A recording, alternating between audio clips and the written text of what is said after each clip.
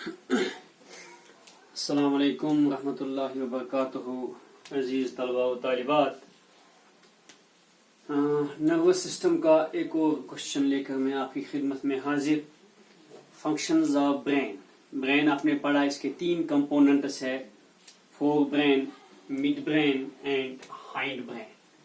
ये देखिए आप, ये ब्रेन है आपका, इसको हम इंसेफेलॉन कहते हैं। इंसेफेलॉन,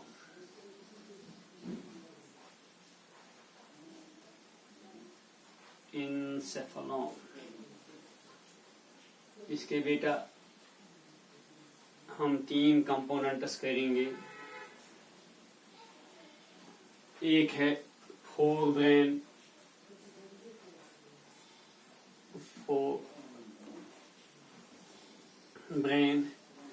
एक है मिड ब्रेन,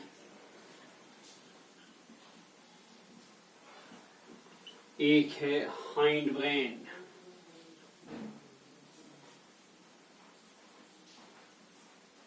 फोर ब्रेन को प्रोजेंसेफेलॉन,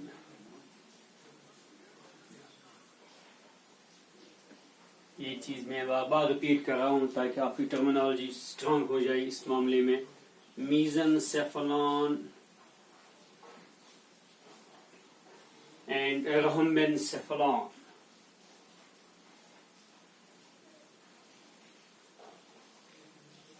नाउ सी, फोर ब्रेन के 3 कंपोनेंट्स आपने पढ़े, शाबाश, आपको याद होगा मेरे ख्याल से। पहला component olfactory lobus, olfactory lobus। दूसरा कंपोनेंट सेरेब्रम या cerebral hemispheres. Third component diencephalon. Mid brain के 2 कंपोनेंट्स है बेटा, क्रूरा सेरेब्री, क्रूरा सेरेब्री, कार्पोरा क्वाड्रिजिमिना, ये COR है, कार्पोरा क्वाड्रिजिमिना, कार्पोरा क्वाड्रिजिमिना। हाइंड ब्रेन के भी 3 कंपोनेंट्स है, सेरेबेलम, लिटिल ब्रेन इसको कहते हैं, पोन्स, वेरोली एंड मेड्यूला ओब्लोंगेटा। कभी कभी आप बुक्स में देखेंगे खाली पोनस या खाली medulla, it means the same thing, परेशान होने की जरूरत नहीं। नाउ सी, इन पार्ट्स की आपको कम से कम 1-1, 2-2 फंक्शंस पता होनी चाहिए ताकि आप इस चीज को सम अप कर सके। अगर आप देखेंगे olfactory lobus का फंक्शन जो है, the word indicators, they are the smell centers of the brain. They are the smell centers of the brain. ये स्टिमुलस ऑफ स्मेल को रिसीव करते हैं, ठीक है, इसकी फंक्शन, इसका काम है। मगर ह्यूमन बींग्स में olfactory lobus, they are less developed because we depend more on sight as compared to smell. हम साइट पे ज्यादा हमारा इन्हिसार है, हमारे स्टिमुलस जो है ज्यादा साइट से रिसीव होते हैं एज कंपेयर टू स्मेल से। तो इसलिए they are less developed in human beings, less developed in humans as they depend more on sight than smell. Smell से ज्यादा ये साइट पे डिपेंड रहते हैं, इसलिए ये इनमें इतने हाईली डेवलप्ड होते नहीं हैं। और जो ऑर्गेनिज्म स्मेल पे डिपेंड करते हैं उनमें olfactory lobus बहुत हद तक डेवलप्ड होते हैं। अगला है सेरेब्रम। सेरेब्रम जो है बेटा इसका सबसे पहला काम है it analyses and interprets. Analyse interpret एक ही बात है। The sensory impulse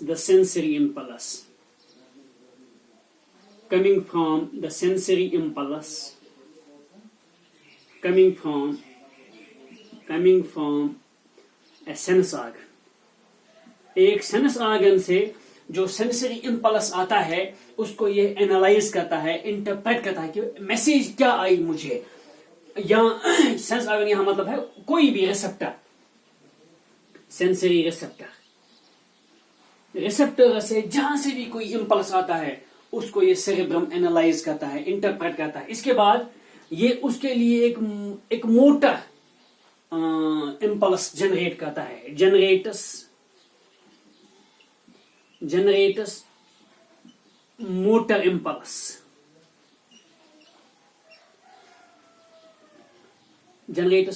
impulse to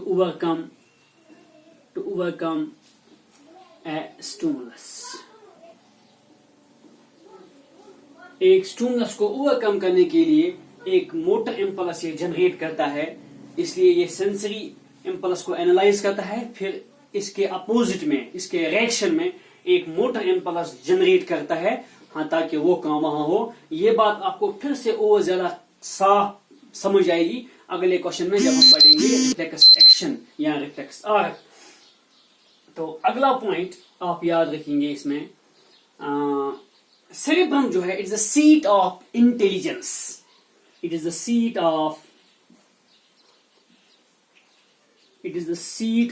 intelligence, memory, will, thinking, etc। ये इंसान की इंटेलिजेंस की, मेमोरी की, आपका ब्रेन कितना डेवलप है, तो ये इसी हिसाब से इसके एतबार से कि सेरेब्रम आपका कितना स्मार्ट है, सेरेब्रम आपका कितना फंक्शनल है, how many neurons of the cerebrum you have utilised during your life period. तो ये जो है ये जगह is the seat of intelligence, seat of will power, seat of memory and seat of emotions भी आप यहाँ लिखेंगे। तो ये एक बहुत ही इंपॉर्टेंट पार्ट है आपके ब्रेन का। इसके बाद है बेटा डाइनसेफेलॉन जो है, इसको मैंने कहा था, इसको हम थर्ड वेंट्रिकल कहते हैं। It maintains homeostasis,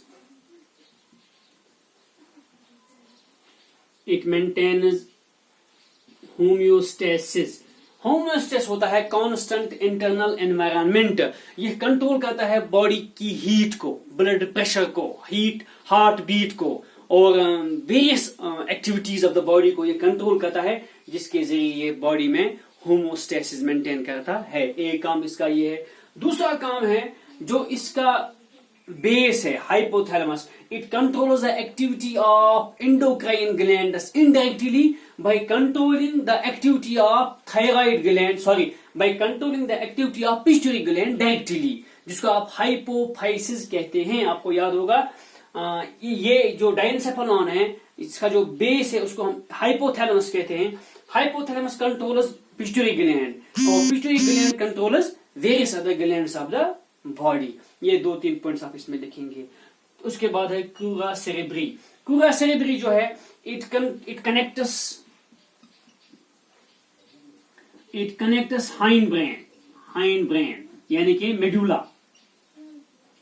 with the fore brain के साथ इसको कनेक्ट करता है। उसके बाद है कार्पोरा क्वाड्री जिमिना का जो बेटा फंक्शन है उसमें क्या होता है आपको पता है। सुपीरियर कार्पोरा क्वाड्री में दो चीजें आती हैं, टू सुपीरियर कोलिक्यूलाई और two inferior colliculi. Superior colliculi जो है इसका काम है बेटा, they are concerned with the sight, और इंफीरियर जो है यहां पे होते हैं सेंसेशन ऑफ हियरिंग। साइट जो आपकी है वो सुपीरियर कोलिक्यूलाई के जो न्यूरॉन्स है वो इसको इंटरप्रेट करते हैं. They are concerned with the sense of sight. Superior colliculi are concerned with the sense of sight and inferior colliculi are concerned with the sense of hearing. ये दो काम है इसके बहुत इंपॉर्टेंट काम कार्पोरा कवाड़ी जिमिना के, क्योंकि साइट और हियरिंग जो है they are the main sense organs, important sense organs. Already मैंने आपको बताया ऑल्फैक्शन हमारे अंदर बहुत कमजोर होता है as compare to other animals, तो हम ज्यादा साइट पे डिपेंड करते हैं. तो ये बॉडी में बहुत सारे ऐसे काम करते हैं जो बॉडी को एनवायरनमेंट के साथ जो है जिंदा रहने के लिए बहुत ही जरूरी है. और चूंकि साइट और हियरिंग पे आपका मैक्सिमम इनपुट जो है यही है, तो they determine the ability of the brain to receive these impulses in the form of sight and hearing. Now next is cerebellum. Cerebellum जो है बेटा, इसका सबसे पहला काम है it maintains the posture and equilibrium of your body. It maintains posture and equilibrium of the body. ठीक. दूसरी बात ये करता है काम, it maintains the muscle tune. It maintains muscle tune. जो आपकी मसल्स का ट्यून है ये वो मेंटेन करता है. आपने देखा होगा बर्ड्स में बैलेंसिंग पावर बहुत होता है. वो बिल्कुल किसी पतली सी शाख पे या बिजली की जो तार होती है उस पे बैठ जाते हैं और फिर ऐसे ऐसे मूवमेंट करते हैं. उनका जो है टेल और सेरेब्रम, उनका जो है बैलेंसिंग ऑर्गन वहां पे बहुत. birds में cerebrum is more developed because they have to balance their body, क्योंकि उनका जो लाइफ स्टाइल है they are arboreal, वो टहनियों पे रहते हैं, जो पेड़ है उन पे रहते हैं, तो उनको बैलेंस की बहुत जरूरत पड़ती है. इसलिए उनका cerebrum बहुत ही मजबूत होता है और उनके पास जो टेल होती है that also helps them to maintain the balance when they sit on something जहां पे उनको बैलेंसिंग की जरूरत होती है. तो it maintains the posture and equilibrium of the body. It maintains muscle tone. इसके बाद है पॉनस वेरुली. पॉनस वेरुली के बेटा दो काम हैं, मैंने आपको परसों बताया था. एक तो ये it transmits information between two cerebellar hemispheres. transmitters information between two cerebellar hemispheres. और मेडुला ओब्लोंगेटा को भी कहता है connect with the higher centers of the brain. Connects medulla oblongata with higher centers of the brain. उसके बाद है आपका medulla oblongata. जितनी भी इम्पल्सेस ब्रेन से आती है और जाती है, they all pass through medulla oblongata. All impulses that enter and leave the brain pass through medulla oblongata. ये इसका पहला काम है.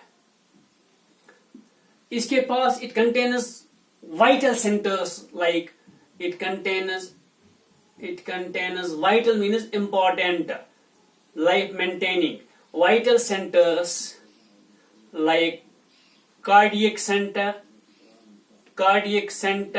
respiratory center. आपका जो cardiac center है, respiratory center है, they are located on medulla oblongata. Or it also contains reflex centers of swallowing. जब आप कोई चीज उतारते हैं, स्वेलो करते हैं, तो उसका रिफ्लेक्स सेंटर जो है that is located on medulla oblongata. Vomiting, swallowing, vomiting, urination, defecation, coughing, sneezing, ये सारे रिफ्लेक्स सेंटर्स जो है they are located on the medulla oblongata. अगर आप ये पॉइंट्स में लिखेंगे तो देखिए आप 1 2 3 4 5 6 7 8 9 10 11 12 13 14 15 पॉइंट्स आपने पढ़े फंक्शंस ऑफ ब्रेन के।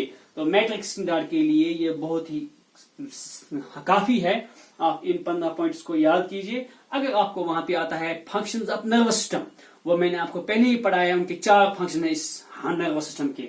अगर आपको आता है अलग से फंक्शंस ऑफ ब्रेन, तो डिफरेंट पार्ट्स के आप फंक्शन इसी तरह आप वहां पे टेबल बनाएंगे, बहुत अच्छा रहेगा। इसी तरह इसकी फंक्शंस लिखेंगे।